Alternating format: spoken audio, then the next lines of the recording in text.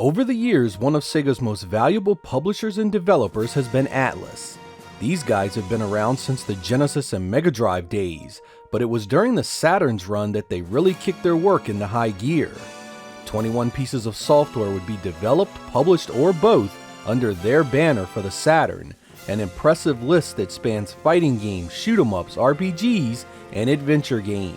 Like many of the Saturn's best third-party games, some of Atlus's work remained locked in Japan and released nowhere else. In this episode, we will be looking at all the games that Atlus had involvement with on Sega Saturn. Many of these games have very Japanese names, and I'll do my very best not to butcher them too badly. Let's get started.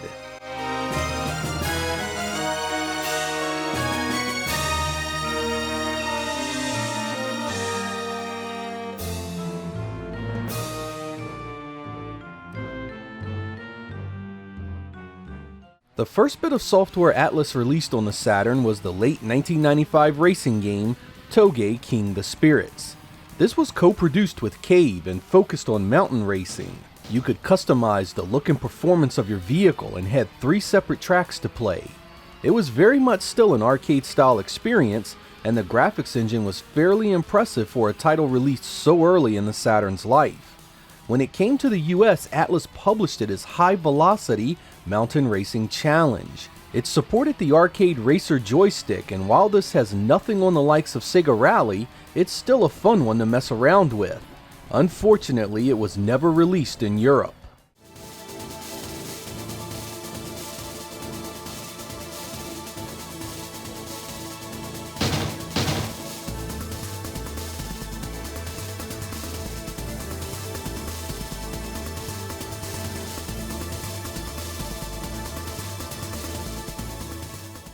Also late in 1995, Atlus would publish the Psyche-O vertically scrolling shoot-'em-up classic Gunbird.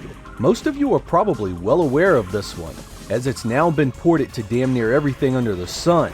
But this was a great one to have back in '95. Extremely colorful, beautifully animated visuals adorn every stage, and it has a pretty decent soundtrack as well.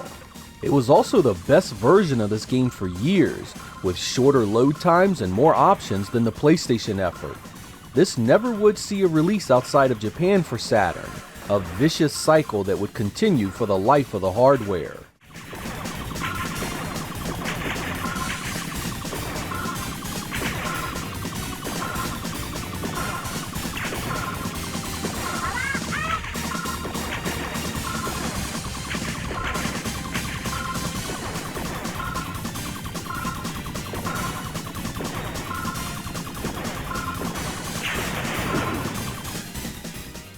Many don't realize it, but Atlus was primarily a publisher outside of Japan back in those days. They often found obscure or Japanese-centric software and converted it for other markets. Their first Saturn outing in this regard was 1995's Virtual Hydlide. It had been developed by T&E Soft and published by Sega in Japan, but when it came to the US, it was published by Atlus. Sega would later pick up that English translation and publish it in Europe. This one received a lot of disdain in the community, and honestly, I agree with a lot of it. This is one game that is difficult to like. The level progression is based entirely on objectives completed. That means you can roam around the overworld for hours exploring and killing enemies and not gain a single level. It also runs terribly and has some of the worst pixelation I've ever seen in a game. In the plus column, it does have randomized templates for the overworld and dungeons, making each new play a new adventure. Some of you will find the good in this one, but most of you will be assaulted by its horrendous performance and never touch it again.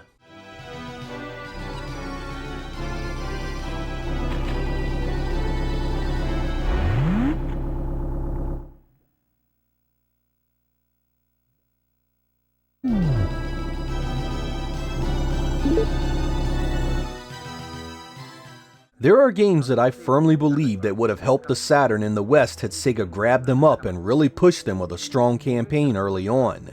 Shin Megami Tensei Devil Summoner is one of those games. Released in late 1995, it's an incredibly unique RPG with a ton of elements that wouldn't be seen together until years later. There's first-person segments, turn-based battles, and a story that revolves around you collecting demons in an effort to bring another summoner to justice. There's elements of organized crime, body swapping, and the ultimate realization that demons control a good portion of the police force and government in the town you're in. I believe this game could have been the Saturn's Final Fantasy VII had it been given a chance. It appeared first on Saturn and was exclusive to the console for years. 2 more related releases would follow this one, a bonus disc with additional story, bios, and cinemas, and a pack that included that content in the game itself. Devil Summoner was to be translated to English and released in the US in 1996, but was cancelled for unknown reasons, and remains a Japanese exclusive. If any of you talented fan translators are looking for your next Saturn project, look no further than this masterpiece right here.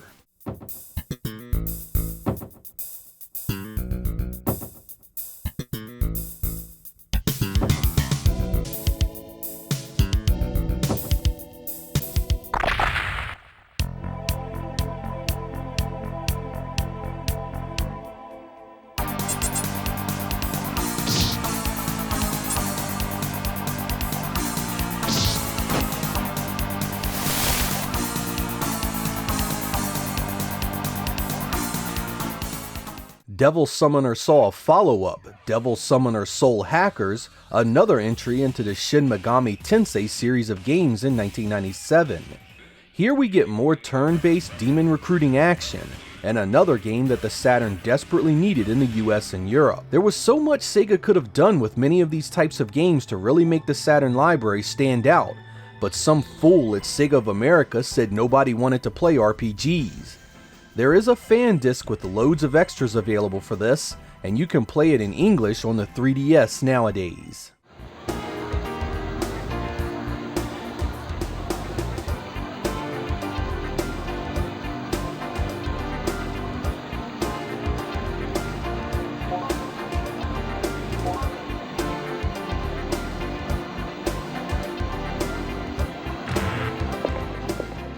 Atlus wasn't afraid to dabble in the red label stuff on the Saturn either, and published the early 1996 puzzle game, My Best Friend's St. Andrew Jogakuinhin. And when I say puzzle game, I mean quite literally a jigsaw puzzle game.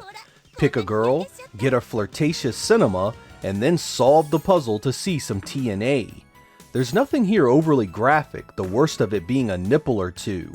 Much of it seems creepy though, as if you are a peeping Tom or an old dude sexually harassing these young women. It's so very Japanese, and the type of thing you would never have seen released in the US.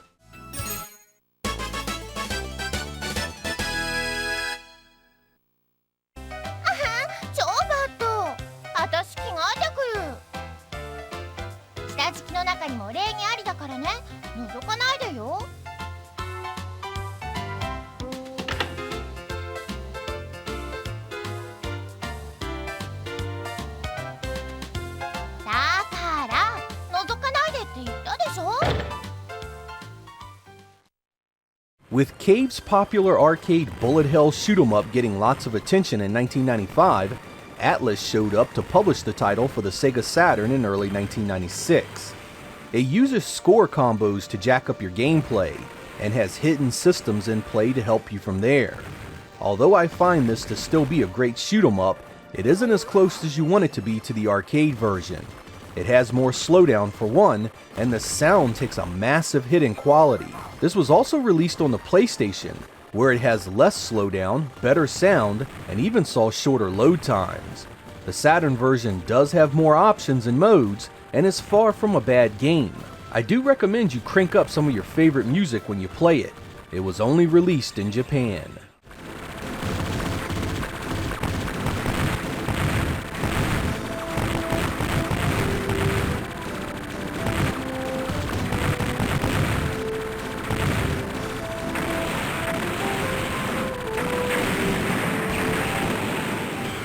Fortunately, the mid-1996 Psycheo effort, Strikers 1945, fares quite a bit better. Atlus is back again as publisher in this World War II inspired vertically scrolling shooter. In the aftermath of the Great War, a new terrorist power emerges and threatens peace across the globe. Blah blah, one ship is here to save the day, blah blah. You know the drill here story-wise, but I really enjoyed Strikers 1945 overall. It's a good-looking game that plays great too. Unlike Don Pachi, it also fares well against a PlayStation port. And while there are other versions of this game available today, I still feel the Saturn game is worth owning and playing. It's another game only released in Japan.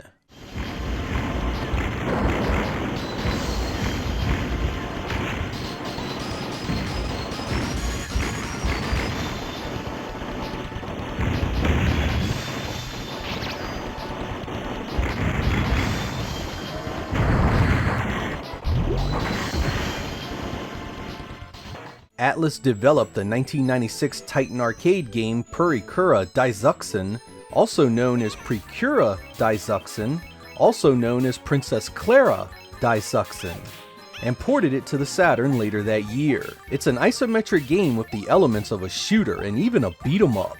The main star Clara is from the Power Instinct series, and she is joined by a few friends here to help her cause.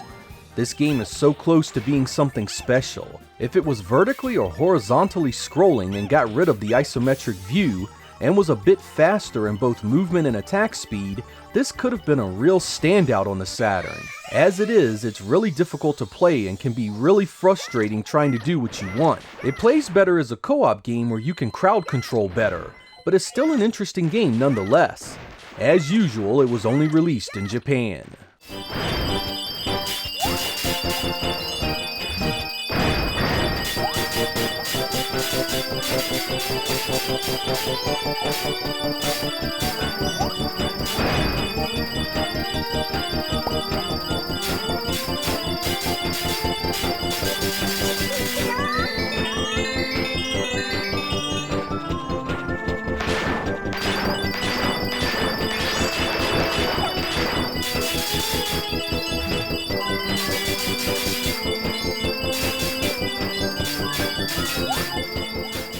Atlus was back again in late 1996 with another Psycheo effort, this time the much-loved Sengoku Blade.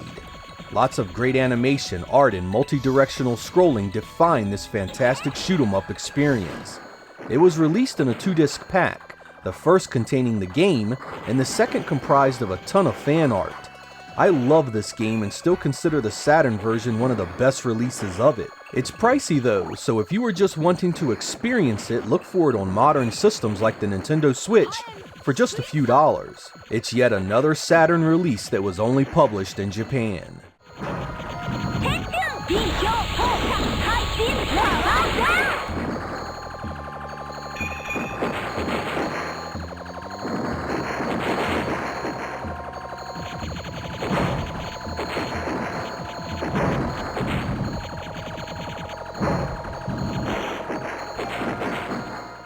With the first Toge King the Spirits proving popular in Japan, Cave and Atlus were back with the early 1997 sequel, Toge King the Spirits 2.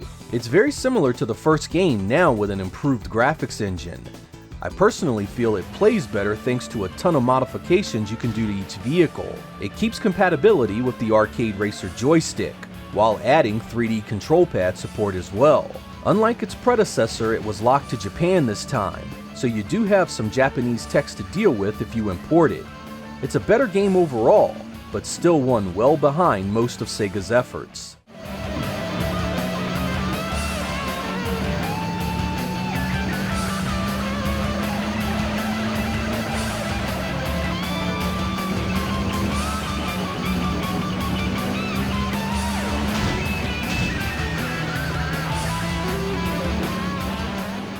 One of the great full-motion video success stories in the 1990s was Toriko, an adventure game done by System Seicom, the same team that did the Mansion of Hidden Souls games. Sega handled its Japanese publishing, but it was Atlus that recognized its quality and would publish it in the US in early 1997 under the title Lunacy. Much like the Mansion of Hidden Souls, you roam around predetermined paths investigating items and talking to people trying to figure out who you are, where you are, and what the heck is going on. You'll meet a bunch of weirdly interesting characters, and the story does have multiple outcomes depending on your actions. For newbies, be very aware that what you do with the items has a direct bearing on those outcomes. Sega would publish the game in Europe under Toriko around the same time.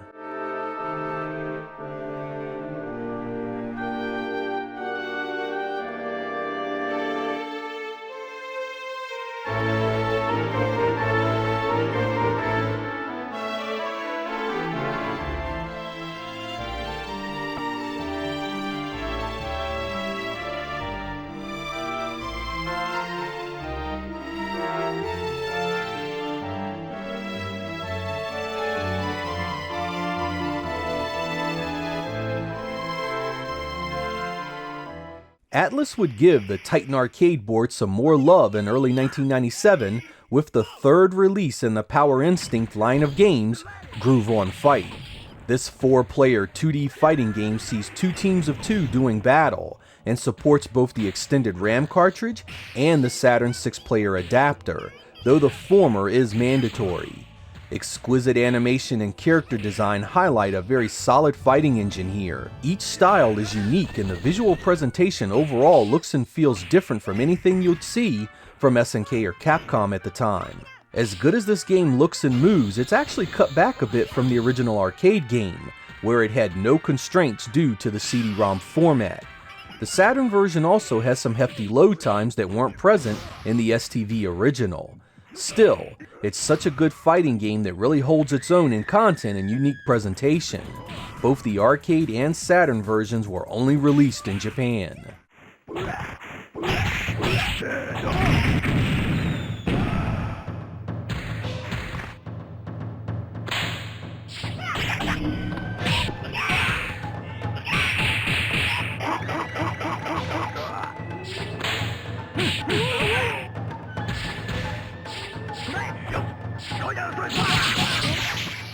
Mid-1998 would also see the release of Minakata, Hakodo, Tojo, an adventure game with the weirdest art style I've ever seen. It's really creepy, nightmare fuel really, and I would love to know what's going on, but the entire thing is in spoken Japanese and really difficult to follow if you don't know the language well. 例が来るとパターンはあるにしてもそれぞれ同じような考えに至るのも不思議といえば不思議です。周りの車見てみろよ。男3人で乗ってるなんて俺らだけだぞ。The Atlus and Cave connection returned again in the latter half of 1997 with a Saturn port of Dodonpachi. This time, the Saturn version fixes many of the issues that dogged the port of Donpachi, including shorter load times and better overall sound. It still has a few issues with the audio and visuals that make the PlayStation version the preferred platform by many, but in no way is this a bad version of the game.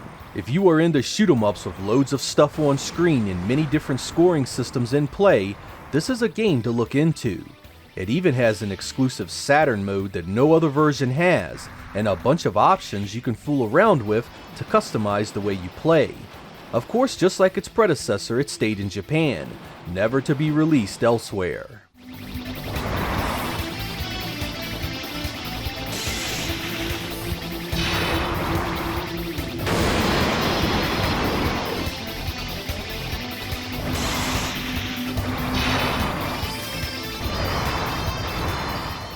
In late 1997, we would get an entry into the Mahjong Tensei series of strategy RPGs, Ronindae. The story has you trying to rescue your brother from a demon god, and uses a similar setup to Devil's Summoner, where you talk to and try to recruit demons into your party. The battles are strictly team-based, turn-style strategy. You have the run of each area you fight in with the goal to win each level by attrition. The battles take place in 3D arenas, but the fight itself uses 2D pre-rendered sprites. It's got a decent story and setup, but it isn't the best looking or running game on the Saturn. As expected, it stayed in Japan.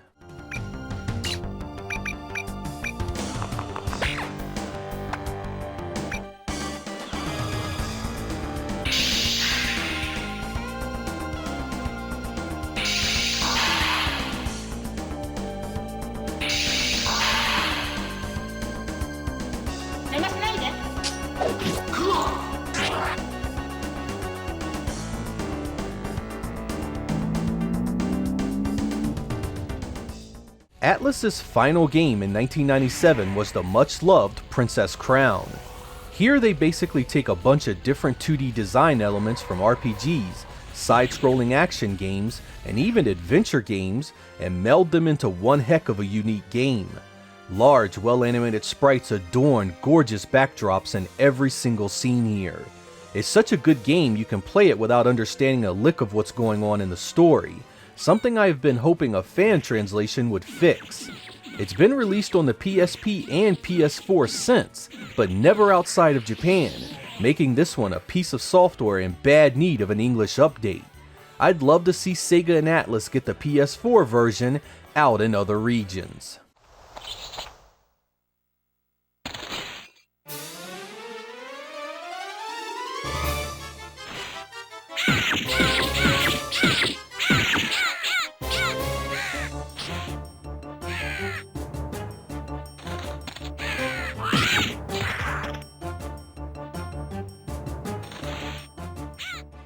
Atlus would release just a single game for the Saturn in 1998, the Psycho-developed Soul Divide. This shoot-'em-up, beat-'em-up hybrid is actually one of my least favorite games from them on the Saturn. I just never appreciated the gameplay here, and despised the pre-rendered graphical presentation. Don't get me wrong, I wouldn't throw it in with the worst games on the system or anything. There is just so much better on the Saturn to play. Levels are short, enemy waves take more effort to defeat than they should, and the ending run just feels like exhaustive button mashing. Much of the issue with this game is likely my fault.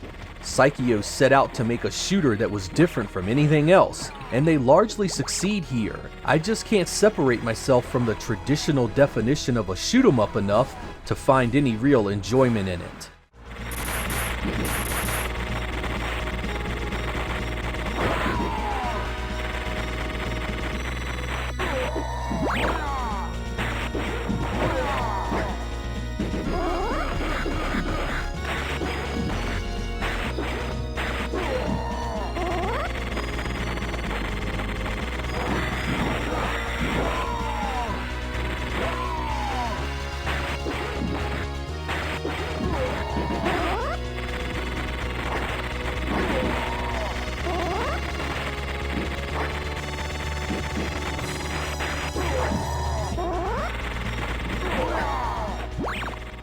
While we only touched upon Atlus's Sega Saturn efforts here, they would be a prolific developer and publisher on many platforms.